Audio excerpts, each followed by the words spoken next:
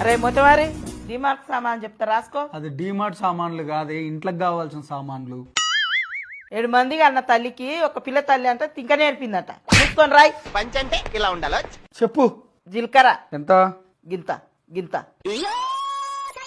గింత గంత అంటే ఇయ్యరు, ఎంత కావాలో అంత చెప్పు. ఓ షటాకేసుకో, ఓ షటాకేసుకో. ఎన్ని గ్రాములు కావాలో అన్ని గ్రాములు చెప్పు. ఓ 50 కిలోలు వేసుకో. నువ్వేమన్నా దుకాణం పెడుతున్నావే, అవి కిలోలు కాదు గ్రాములు. అదే వేసుకో.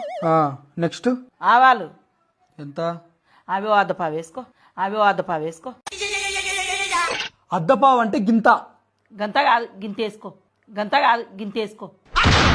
మళ్ళీ పంచ్. గింతనేలే, ఎన్ని గ్రాములో చెప్పు. 100 గ్రాములు వేసుకో. అట్లా చెప్పు. తర్వాత టాయిలెట్ టాయిలెట్ పోయిరాపు. టాయిలెట్ కాదురా, దోమలు వస్తే చచ్చిపోతాయి చూడు గది. అది టాయిలెట్ కాదు, ఆల్ అవుట్. ఇంకా ఒక లిప్టిక్ దే.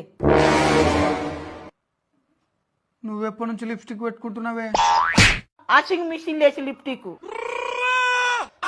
అది లిప్స్టిక్ కాదు, లిక్విడ్. నీకు ఇందాకనే చెప్పిన తింక నేర్పకని. నేనేం తింక నేర్పుతలే, నువ్వే నాకు తిక్కలు చెప్తున్నావు.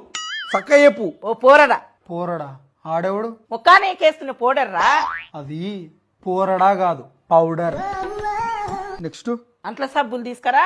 ఒకటేమో కుడక తీసుకురా. కుడుకనా? కుడుక అంటే అదే బాక్సులు ఉండదు, అదే బాక్సులు ఉండదు. అది కుడుక కాదు, డిష్ వాష్ బార్ అంటారు. నెక్స్ట్ ఏంది? ఒక కంపాటు. ఎండాకాలం అయిపోయిన తర్వాత కుండెందుకే ఇప్పుడు?